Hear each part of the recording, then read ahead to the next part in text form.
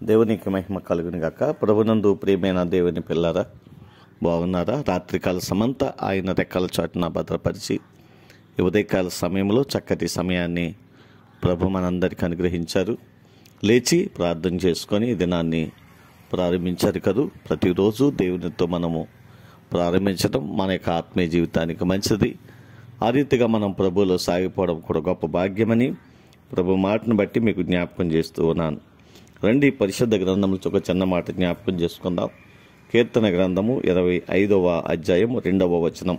నా దేవా, నీయందు నమ్మిక ఉంచి అన్నాను, నన్ను సిగ్గుపడనీయకము, నా శత్రువులను నన్ను గూర్చి ఉత్సాహింపనీయకము అని కీర్తనకారుడు ప్రభు సంతలో జ్ఞాపకం చేస్తున్నాడు. నా దేవా, నీయందు నేను నమ్మిక ఉంచి ఉన్నాను, నన్ను సిగ్గుపడనీయకము అంటున్నాడు. నిజమే ప్రేమైన దేవుని పిల్లరా, మనము ఆరాధించే దేవుడు ఎటువంటి వాడంటే, ఆయన నమ్మిక ఉంచినట్లయితే ఆయన ఎన్నడూ మనలను సిగ్గుపరచనిచ్చేవాడు కాదండి, సిగ్గుపడనిచ్చేవాడు కాదండి.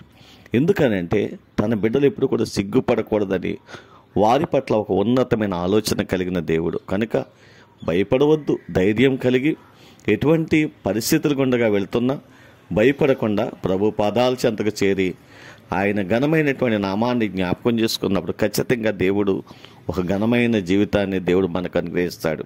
కాబట్టి అటువంటి విశ్వాస జీవితాన్ని పరిశుద్ధాత్మ దేవుడు మనందరికీ అనుగ్రహించి బలపరిచి నడిపించునుగాక. ఆమేన్. కృపాసత్య సంపూర్ణమైన మా తండ్రి, కృపామయుడమైన మా దేవా, నీ కొందనాలు, స్తోత్రాలు ప్రభా. ఈ ఉదయకాల సమయంలో మరొక్కసారి నీ పాదాల చెంతకు చేరి నీ నామాన్ని జ్ఞాపకం చేసుకొని చుండగా మీ పరిశుద్ధాత్మని స్థలంలో ఉంచి నడిపిస్తున్న విధానం బట్టి నీకు వందనాలు. స్థానిక సంఘాన్ని, గ్రామాన్ని కూడా దీవించండి. మా రాష్ట్రాన్ని జ్ఞాపకం చేసుకొని రాష్ట్ర ప్రజలందరినీ దీవించండి. బిడ్డలు చేసిన వ్యవసాయములను, చేతి పనులను, వ్యాపారములను, ఉద్యోగములు కూడా దీవించండి, ఆస్వాదించండి. నూరంతల ప్రతిఫలము ప్రతి ఒక్కరికి దయచేయండి ప్రభువా. నీ ఆత్మకార్యములు ప్రతి ఒక్కరి జీవితాల్లో జరిగించండి. మా దేశాన్ని, ప్రపంచ దేశాన్ని కూడా దీవించండి. బిడ్డలు చేసిన వ్యవసాయములను, చేతి పనులను, వ్యాపారం, ఉద్యోగం కూడా దీవించండి.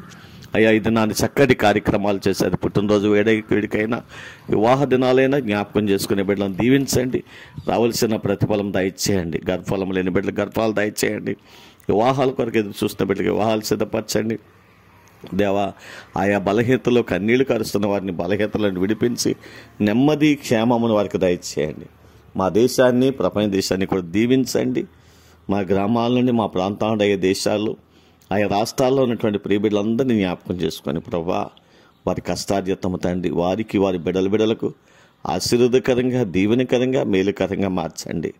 దేవా, నీ నామాన్ని ప్రేమించి వారు చేస్తున్న చక్కటి సత్కారములన్నిటినీ మీరు మరుచుటకు అన్యాయస్తులు కాదు కనుక రావలసినటువంటి నూరంతల ప్రతిఫలము, దీవెన, సమృద్ధి వారికిని, వారి బిడ్డలకును, వారి కుటుంబాలకును సమృద్ధిగా నీ నామంలో అనుగ్రహించి, దీవించి, ఆశీర్వదించి ఘనమైనటువంటి ఆశీర్వాదకరమైనటువంటి జీవితాన్ని ప్రియ బిడ్డలందరికీ యేసు నామంలో మీరు అనుగ్రహించమని, మీరు దీవించి మహిమ పొందమని యేసయ్య ఉన్నతమైన నామంలో ప్రార్థించి, స్తుతించి మీకు అప్పగిస్తూ ఈ దినాన్ని ప్రారంభిస్తున్నాము తండ్రి.